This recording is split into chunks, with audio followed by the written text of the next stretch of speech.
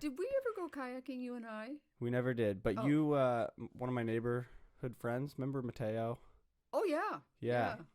And You, Tessa. yeah. Did you go kayaking with Oh, Tessa? yes. Yeah. Oh, we gotta go kayaking. We'll Yeah. do it this summer. We'll do Yeah. it. We'll plan a trip. Do you have a truck? I don't, but I can get a truck. Okay. That's no issue. Okay.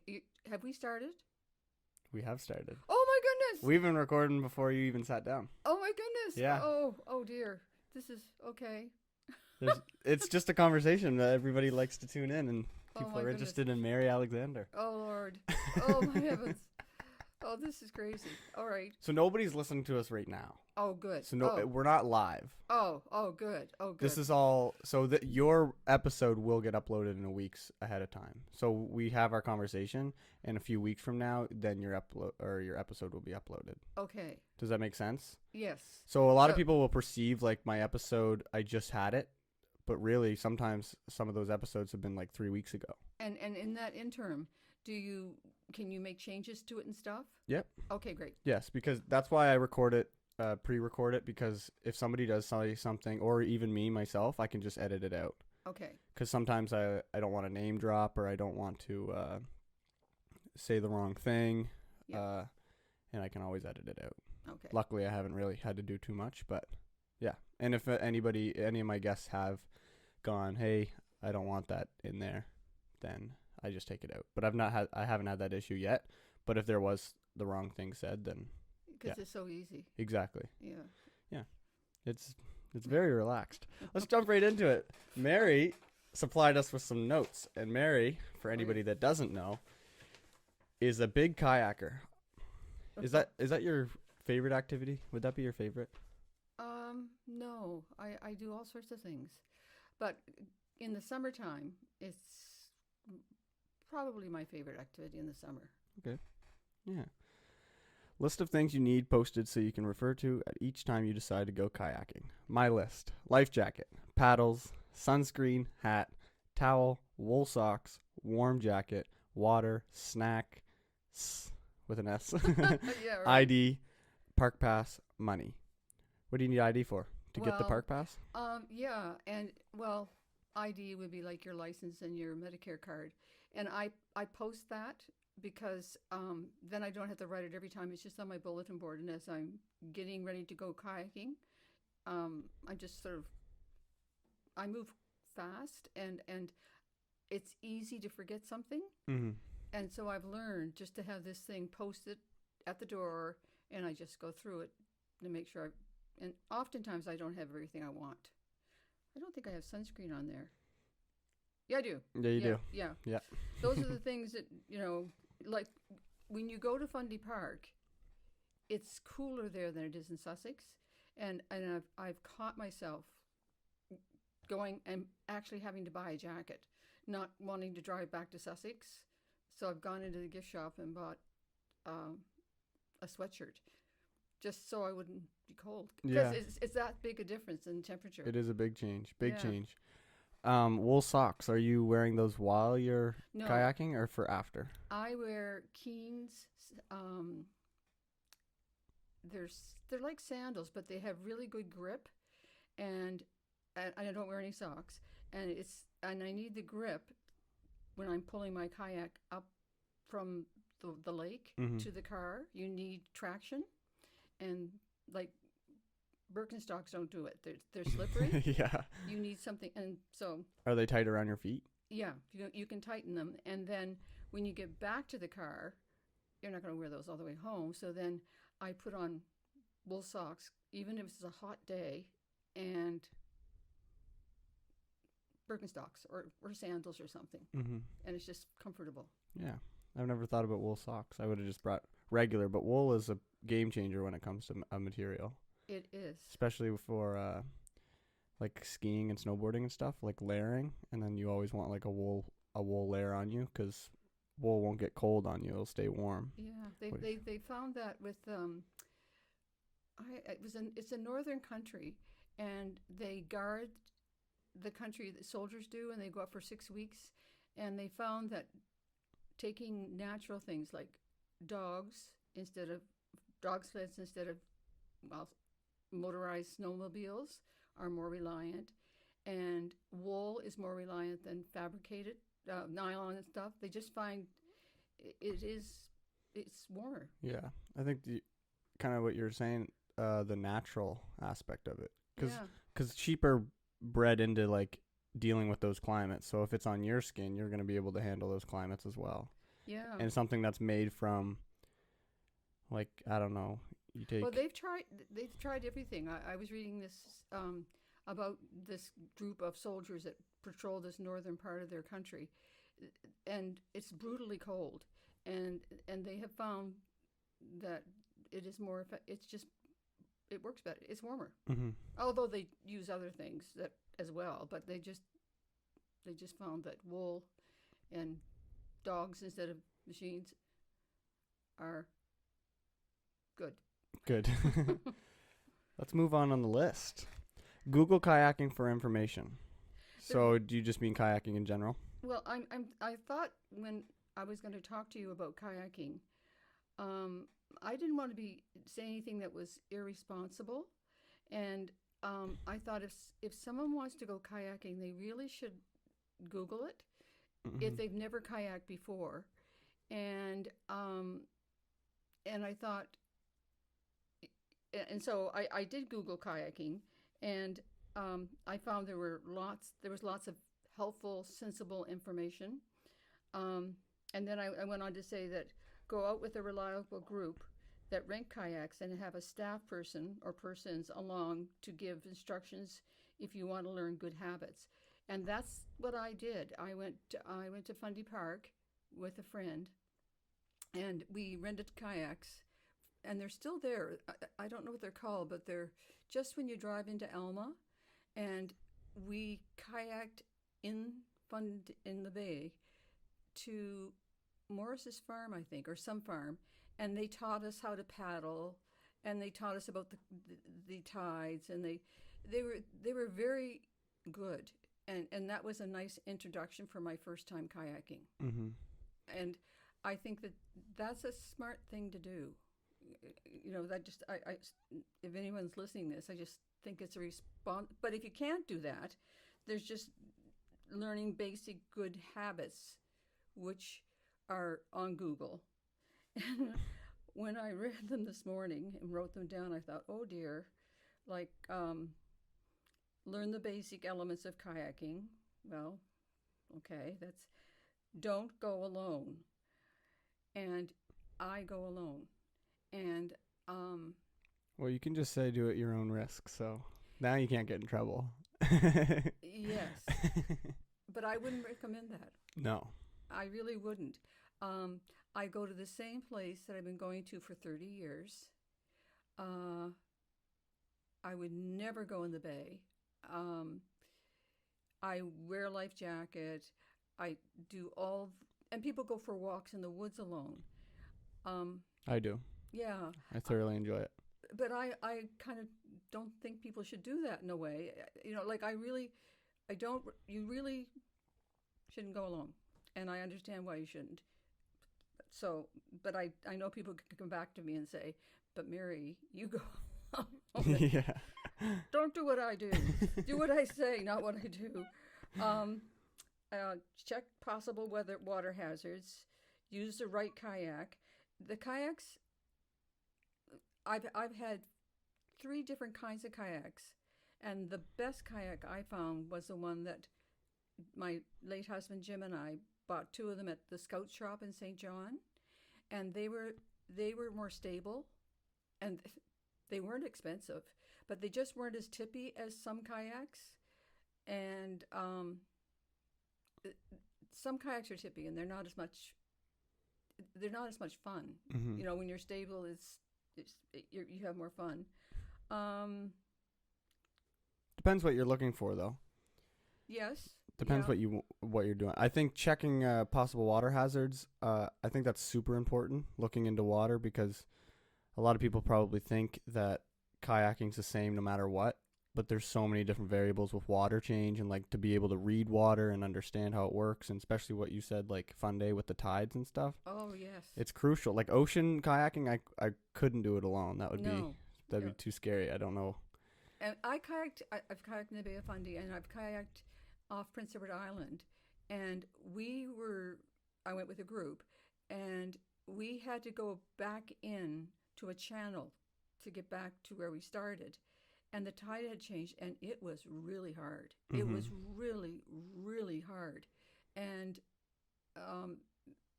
you can get into situations like that with the Fundy tides. I believe it. Yeah.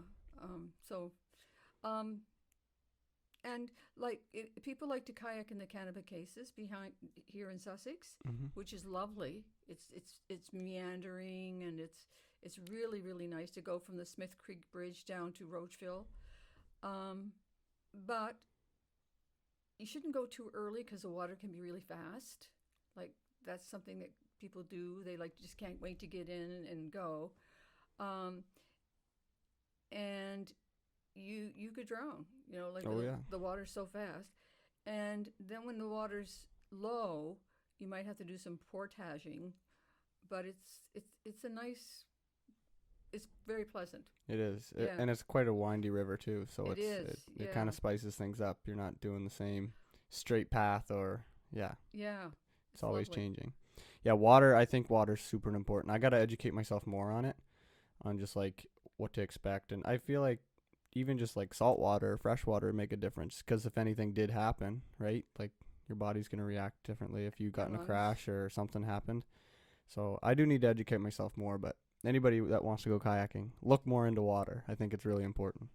Use the right kayak. Yeah, there's different kayaks. And you said you and Jim... We bought kayaks at the Scout Shop.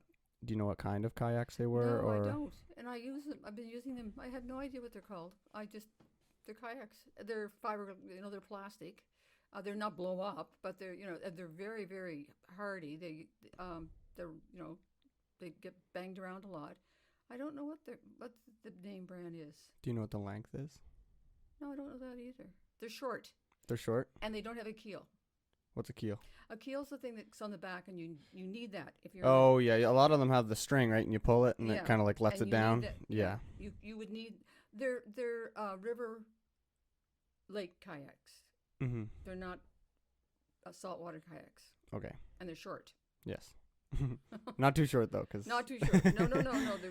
Have you ever seen the Red Bull athletes and they drop down waterfalls? Yes. And they're in these tiny little kayaks, but they have it there's a rubber band or almost something right attached to their suit or something, so they can't get water in. Yes. Something like that.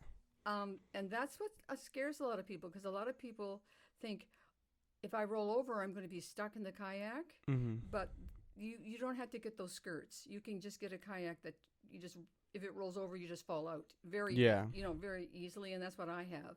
But you can get those skirts that keep you dry if in rough water. But kayaks are a lot easier for one person to maneuver than a canoe. Mm-hmm. They're closer to the water. You're not as high. And I've canoed before. And for me, going by myself with a friend in the kayak by their selves, but we're together, they're way, way easier and more stable than a canoe. Mm-hmm. And you can get in closer to the shallow water with a kayak than you can with a canoe. You're right, yeah. I have found, anyway. Getting in a canoe is probably harder than getting in a kayak. Because you got to be farther out of the water. Then you got to hop in, and the walls are higher. Yeah. Yeah. The first time I got into a kayak, Jerry and Eve Sneaks were selling theirs, and they said they wanted to know if I wanted to buy it. And I hadn't even thought about kayaking, I don't think. And I can remember we went to where they had the kayak, and one of them was going to show me how to get in. And I said, "Oh, I can do this. I know how to do this." And I tipped the kayak, and I had all my clothes on, and it was so funny because they were trying not to laugh. Mm-hmm. It was so funny, but it was fun. And then I realized you have to be low, and you have to hold on to both sides, and it's easy once you know what you're doing. Yeah. Sometimes people get in, it's really tippy, and they're like, they don't, yeah, they're yeah. trying to steady themselves, and they don't know what's Well, going on. the way Jerry showed me how to do it, you put the paddle on the back, so it's sort of, it hits both sides of the water, the shallow water. Like the paddle hits the water. Yeah, Yeah. it's you put it at the back of your seat, Mm-hmm. and then you're very low and you're very centered, and you just crawl into the kayak, and you're good. But I didn't know that initially. Hey, you live and you learn. That's right. You do. Learning rescue techniques. Educate me on that. Well, I think rescue techniques is you don't jump in and grab somebody and think you're going to pull them out. You always have something between you and the person you're rescuing. So you would, like try to pass them something to hold on to. And you always wear a life jacket. I always wear a life jacket. And I won't go with anyone that doesn't wear a life jacket because that's just, it's just so important. And most life jackets have whistles on them, which is a good thing. Mm-hmm. And just learning those things, just learning don't grab somebody and think you're going to pull them.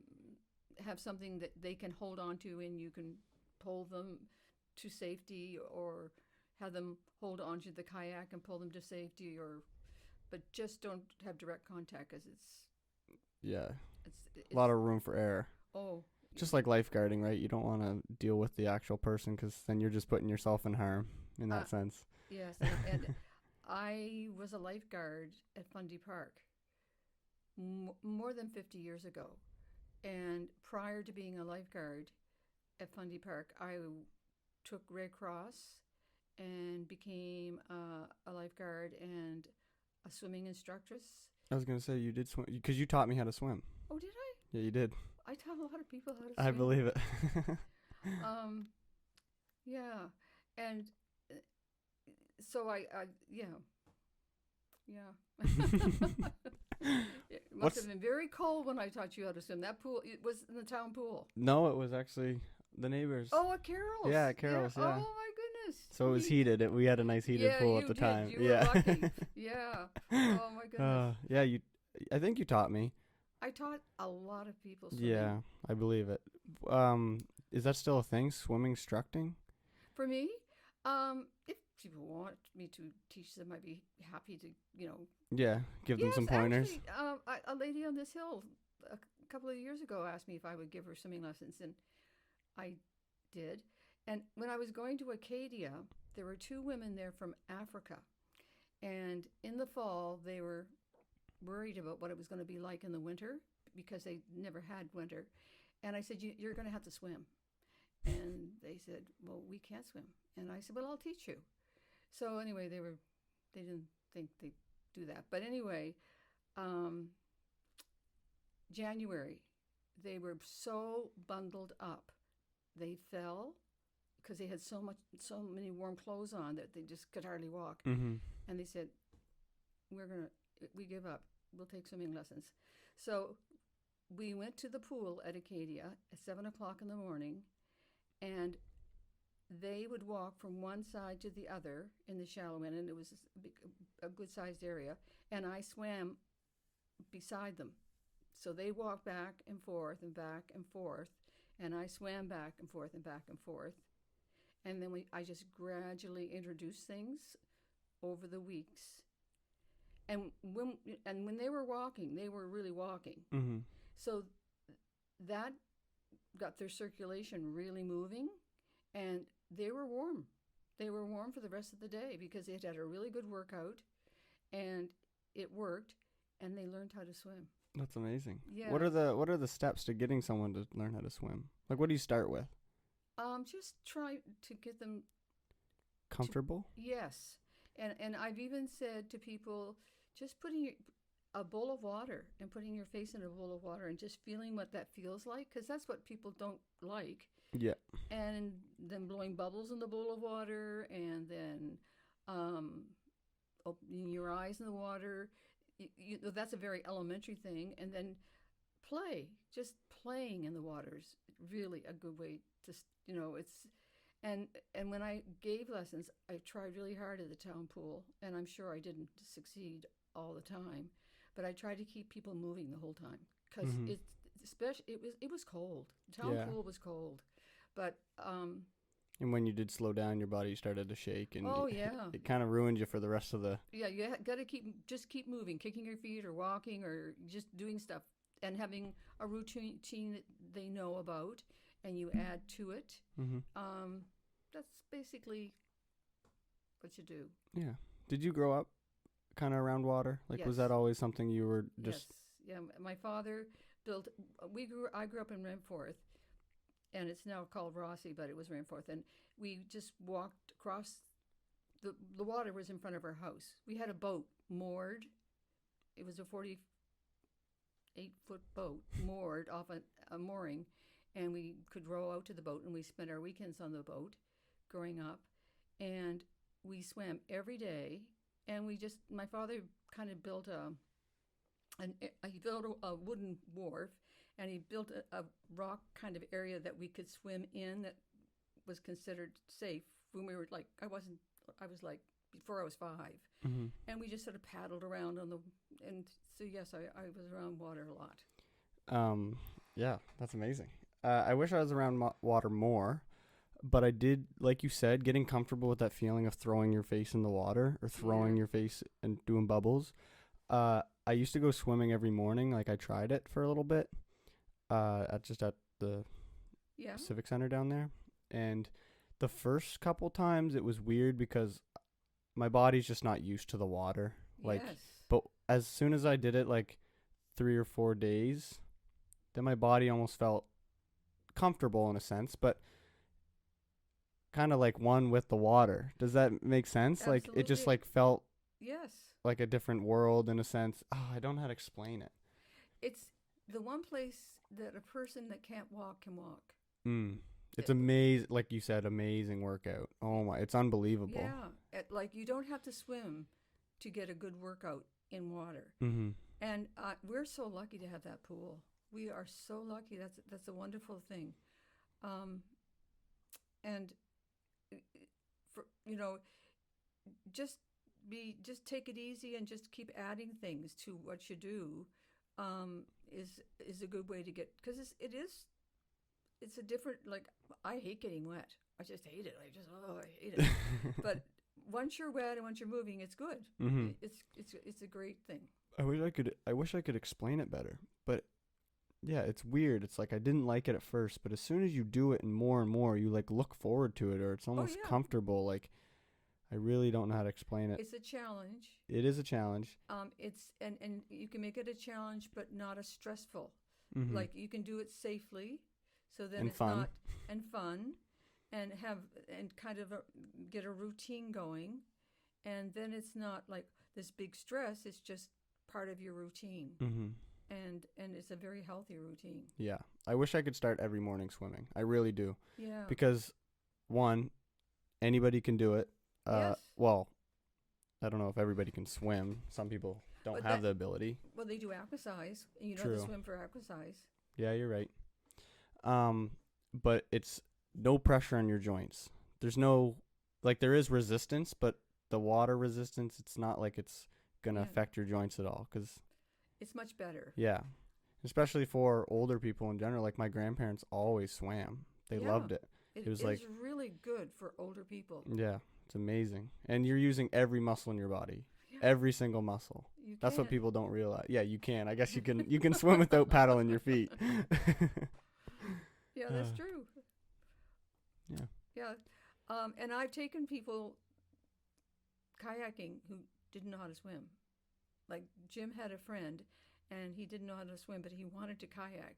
So the three of us went kayaking at Bennett Lake. They rented kayaks, and he wore a life jacket, and I was amazed. And he was not young. He Mhm. was definitely a senior. And Jim, my late husband, he was not a great swimmer, but he loved kayaking. And when he was not strong enough to kayak, we would rent a kayak that I could paddle and he could just sit. And then when he was not strong enough for that, he would read and I would kayak. Nice. Yeah, it was very nice. It was because Bennett Lake's beautiful. It is It- amazing. It's a nice place to go and just sit and read. It's Hmm. yeah. I grew up actually, like, Mom would take all of us up there, and a couple different friends and Mom's friends and her kids and stuff. We'd always go up. It was like a yearly thing where we'd go at least like 3 times a year. Oh yeah. Yeah, just when we were young. Um, I know the story, but I really like the story of the moose that you were saying. Oh oh my goodness. Um, Moose eat lilies, water lilies, and they go underwater to eat them. And I've seen a moose come up with water lilies on their antlers out of the water. And um, I like to go around dusk because that's when they come out, or early in the morning. And I never go close to a moose. I never go close to anything like birds or anything. I just try. Well, I go close when they let me go close, Mm-hmm. but that takes a long time. And it's almost like a routine. Like, you almost Yes. got to let, like, if they're hanging around there for days and days and they see you coming around days and days, they'll get more comfortable. But I've never ever tried to get close to a moose. But they're Mhm. neat to watch, and they're definitely in the park in Fundy Park. They're all over. Um, I would love to become friends with a pet moose. Do you no, know no, no, no. I would like one time I was kayaking and it was in the afternoon and there was a father and child, and he was getting very very close to this moose, and I thought, oh, that's really not smart. You know, that's you just it's the moose's territory. You don't know what it's going to do, and people don't listen. You know, I sort of shouted out. I said, "Don't get too close," and he just didn't. He ignored me. So that was that. They are massive. Yeah, they are big. They're huge. Yeah. They look big from like a little distance. Like, yeah, they're pretty big. But if you were able to get standing distance or like right up against them, you would realize, like, wow, They're big. this thing is a giant. Yes, they are very, very big. It could take me out.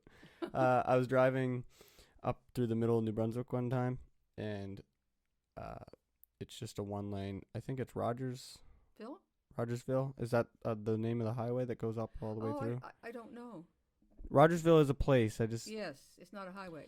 Yeah. Anyways, people would know what I'm talking about.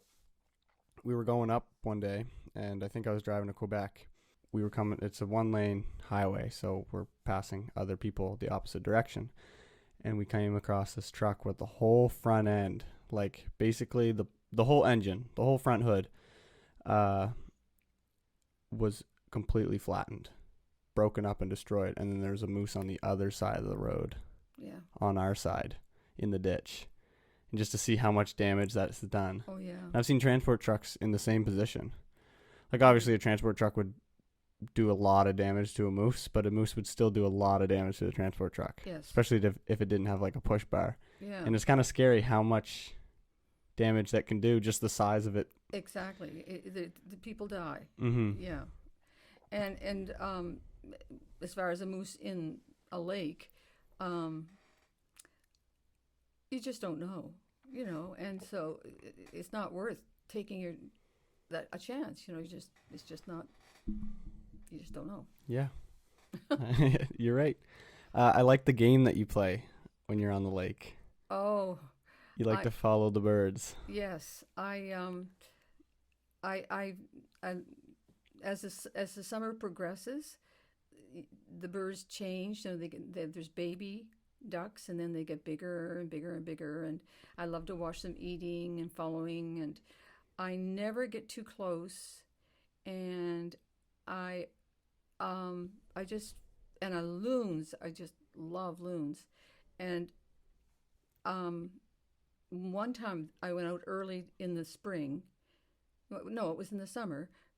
When was it? It was in June, and it was my first time out. And a loon came up to me, and the loon had babies on its back, and I could not believe it. It came right up to me. I took a picture of it, and I even hooked a rug of it afterwards. And that summer, that loon, I think, would come up to me whenever I went kayaking. And I had a friend with me once, and she saw the loon feeding the baby fish. and I didn't know what it was. You know, she said that because I thought at first they were choking, and that after I kayak, sometimes I go for a swim, and I was floating on my back, and my friend said, the loon came up beside you when you were floating on your back, which really, I would not have been comfortable with a loon that close to me. I had no idea. I was just floating on my back, and she said it was really funny. And there was a cormorant in one of the lakes, and it was on a log, and I would kayak past it, and it wouldn't move. And over the course of about 2 or 3 weeks, I reached out and touched it, and it let me. And I was just amazed. And I was so excited about this, to me, beautiful bird. I sent pictures to friends, and they said, Mary, that bird will eat all the fish in the lake. That is not a beautiful bird. So anyway, I still have the picture of the bird, though. That's funny. Yeah. That's not a beautiful bird. No, because it eats all the fish. Sorry, I'm playing footsies here. Put on reflection protection. How important is that? Well, that's an interesting thing. It's sunscreen mostly. But I when I read that on Google too, because I wanted to talk about safety things. I'm wondering if, reflection protection is sunscreen, but I wonder if you had something that was like at night that reflects light. Yeah. If that like a safety vest, but not. Yeah, maybe not. I wonder if that would have an effect on birds like eagles and large birds, because there's lots of birds. There's lots of large birds flying around when you kayak. I don't know, but definitely wear sunscreen. Yeah. Respect other animals, like you already said. They don't want to get too close, but if you get the opportunity to get a nice encounter with something, then be respectful. Yeah, just watch them, and I guess they watch you too. That would be the beauty of kayaking, is if you do find a nice spot, or you do have a available spot to go kayaking all the time, and then you get comfortable with what's around, and then you get to really see the beauties of what happens in there. You do. I through the whole summer, I see this how the lake changes throughout the summer, and it is beautiful. It is just really beautiful. I have a friend. He's on the podcast already, and he has a lake in his backyard, but like way in the woods. But the lake there's no road or trails or any type of path to it. Yeah. So it's a perfect circle lake. Oh, neat. And you can actually see in the water quite a bit, but apparently like the tail of it is like there's no bottom to it. They can't find it, but it's pretty much just a perfect circle with trees right against the edge. Wow. It's amazing. But it'd be cool to just kayak, and we've gotten trout out of it, which is amazing. Yeah. But it's just in the middle of the woods, and it's just a perfect circle, and it just seems like once you get to it, it's like really secluded. It's like nobody knows about this. That's what it feels like. People probably know about it, but I might try to go out there maybe a few times and just see if I can like get a little routine going, maybe once a week, and just see the difference in the lake. And it's pretty small, but it'd be fun. Well, still be fun. Yeah. Make sure you bring the rod. Make sure that people know you're going there and know. Oh yeah, I'd go with my friend. Yeah. I wouldn't go alone. I'm taking your advice. I'm not gonna go alone. Oh. That's a long way back. Oh, is it? Yeah. Especially with a kayak. Yeah. Take safety gear. What kind of safety gear are you taking when you go kayaking? Like your whistle, maybe, life jacket. With the life jacket and the life jacket and a hat and sunscreen and sunglasses, because it can be very drying on your eyes, especially as you get older. Yeah. Because it can be quite windy. It's interesting. When you go into Fundy Park, Wolf Lake is on one side of the road and Bennett Lake is on the other side of the road. And you get a different wind from both lakes. And that just being prepared for that, just knowing, that it could be windy and it could be choppy and you might be cold afterwards and all those sort of things. Have you ever surfed? No. I water skied. This is hard to believe, but I learned how to water ski in the Bay of Fundy. Nice. was cold. I believe it. Yeah, Uh, I really that was a long time ago. yeah, I went surfing for the first time this year, and it was. Where'd you go? Mactaquac.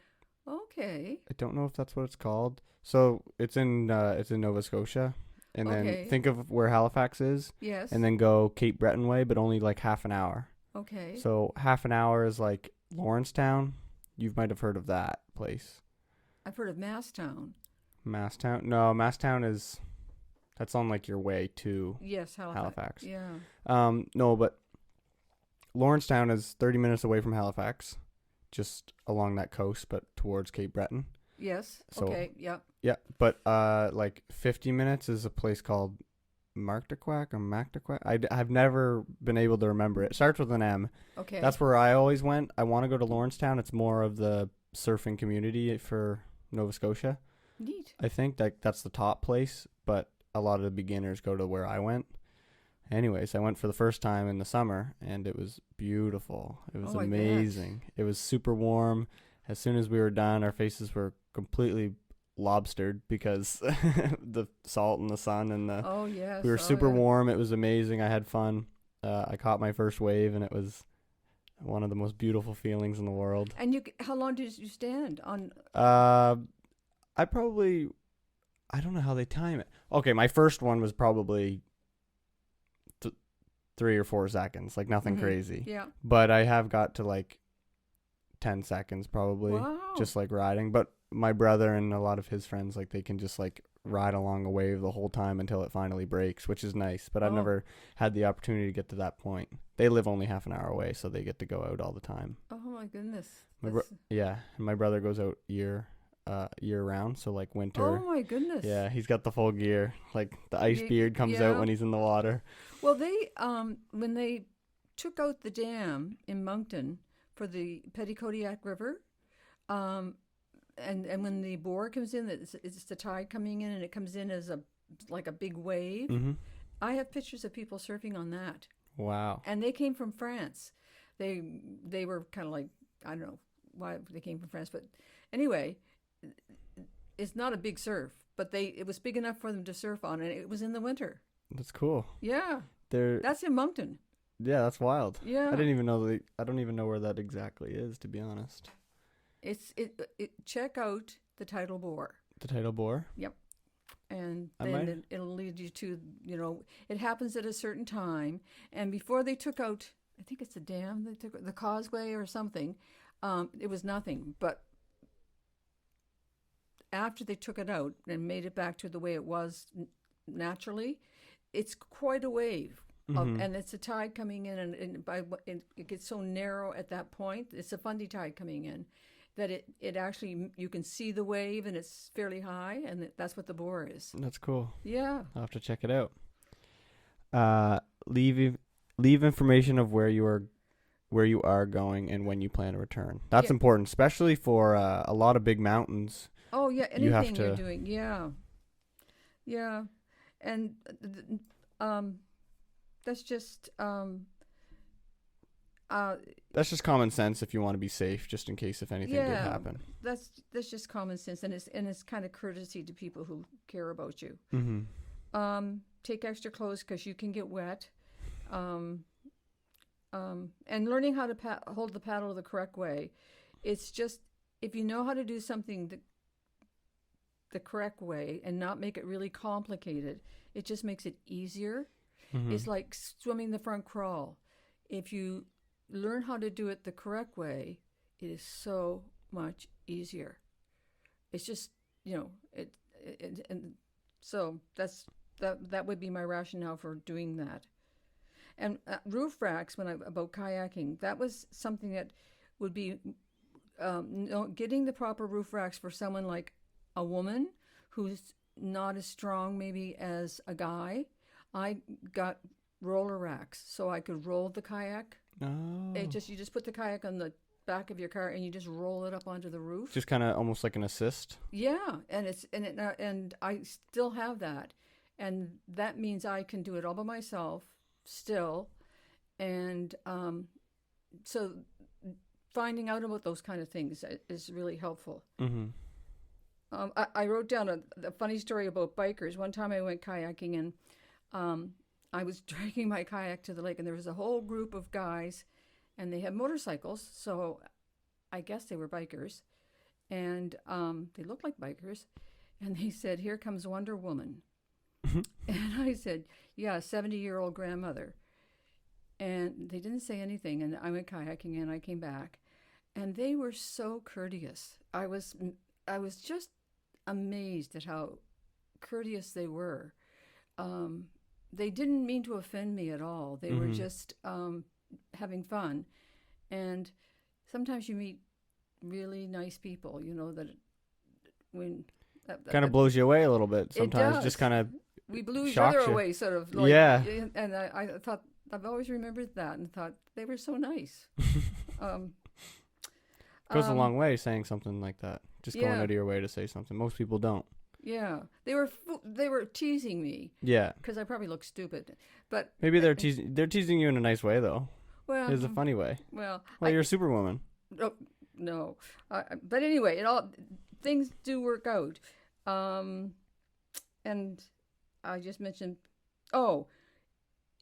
getting a park pass for Fundy Park is a good idea because there's so many things you can do all summer long in the park. And if you have the pass, you got it, and you can do it. And I just wanted to mention Herring Cove and Wolf Point because I stayed at my relatives in Herring Cove before Fundy Park was a park. Mm-hmm. I think I was around 4. I'm 77 now, and Claude Bishop had it's his house. And there's information about that in Herring Cove, about Claude and his, whatever he did at Herring Cove. And there's a really neat thing at Herring Cove where kids came up from the States and went camping in the summer.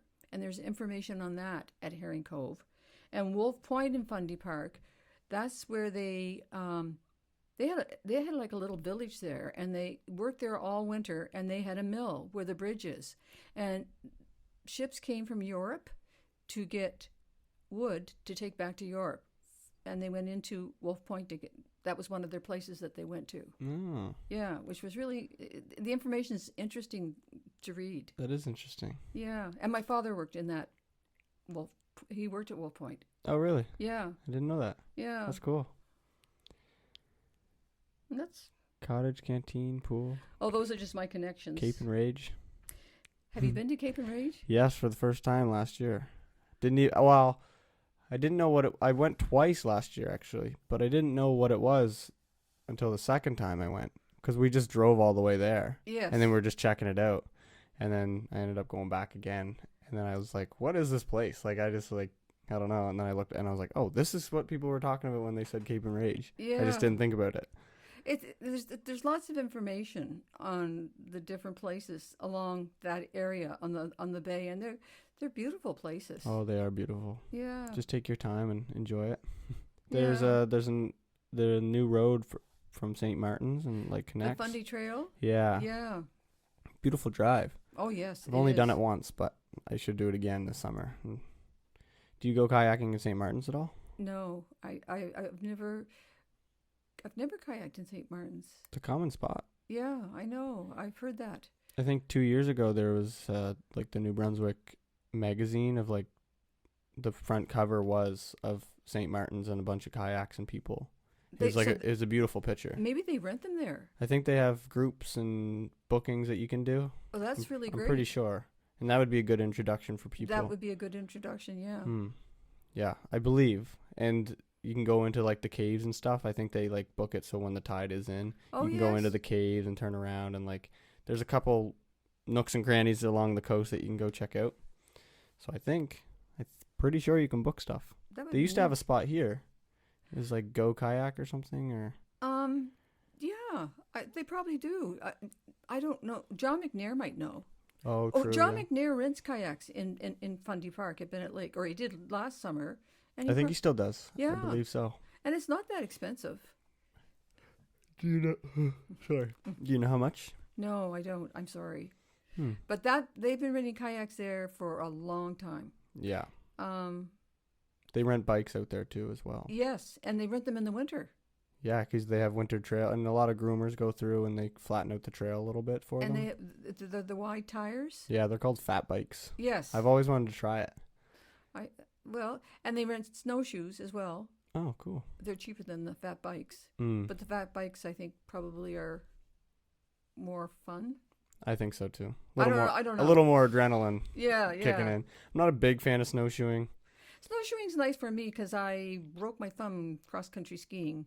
And snowshoeing, I just feel more grounded. Yeah, a little more safe. Yeah. You make rugs too? Yes. Do you do that at home? I hook rugs at home, and I go to the senior center, and there's a group that meets on Mondays from 3 to 5 and Tuesdays from 9 till 12 at the senior center. And that's a lot of fun because you can the sky's the limit with what you could do with rug hooking, and there's so many different What's it called? rug hooking. Rug cooking? Hooking. Oh, hooking. There's rug hooking, and there's proddy, which is a kind of rug. You make rugs doing proddy, and you can get information from the seniors. You can just Google rug hooking. There's tons of information. Mm. Maybe when we film our video, we can do a little rug introduction too, Oh, sure. as well as kayaking. Or Okay. maybe we'll get a photo kayaking and then make a rug out of it. Ah, people have done things like that. I believe it. Yeah, I'm just yeah. spitting ideas. I have no idea what's involved with making a rug. Like, do you need because most rugs have a hard layer on the bottom. That's your backing, and your backing is usually burlap or linen or Is What- burlap a type of material? yes. I don't know how to. or- Burlap is like what potatoes used to come in burlap bags. Okay. And they sell that at the store in Sussex, Crafters Vineyard. They sell backing for making hooking rugs, and you can buy it online. All sorts of resources online for Mhm. rug hooking, and you can hook rugs to put on the floor or on the wall. And the history of rug hooking is interesting, and they hook rugs all around the world. I know 2 women in Australia who put out a newsletter every month, and they have people sending in stuff they've made from Asia and from Africa and from Sussex and from England. It's really, and their stuff is all different, and it's very nice. It's I fun. believe it. Yeah, that's Yeah. amazing. I'd love to try it. I think it'd be really fun to It's- try. Yeah, it's easy to try, and it doesn't have to be expensive. It can be, you can do it. What for- time can you use different materials Oh, to absolutely. actually? What's the most common material that Well, people would use? the most popular right now is to go and buy wool and have it cut at certain lengths, and but you can use nylon socks, you can use t-shirts, you can use pajamas, you can use winter coats, you can hook with anything. In Newfoundland, there were a group, and I've lost it, but they taught the women there to hook. Oh, I've forgotten the name, and they made beautiful rugs out of dyed nylon. It was a doctor and Grimville rug hookers, and they made really beautiful of scenes in the north. And I think they have a museum up there now. And in Cape Breton, they have the Shetty Camp rug hookers. They're all over. That's cool. It's a big There's a community out there. Yeah, well, there's a place called Shetty Camp, and they have a store. And St. Andrews used to sell St. Andrews wool and yarn, and you could hook with that, or you could knit. Oh, it's endless. Yeah. So when you hook, do you attach the material to is it like sewing in a sense of like? Hooking is like it's like making a rug. You have the backing, and then you pull stuff up through it, so it's like a shag rug, or it can be shorter than a shag rug, Mm-hmm. and it can be on the floor.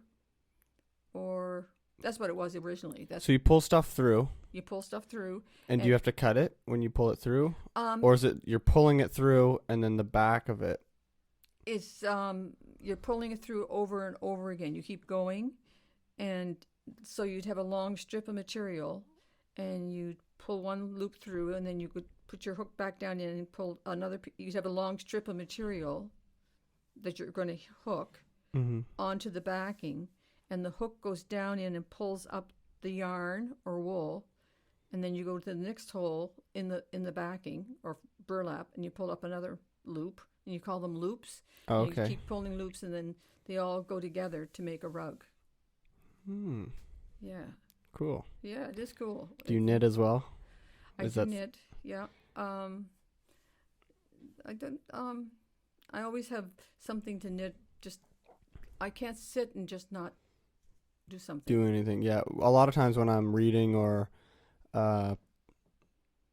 just watching something or doing anything really, I gotta mess around with my fingers with something. Like you gotta Yeah. play with something, whether it is just a little fidget or it is like you Yeah. said, like knitting. Or I don't know if I have a better example.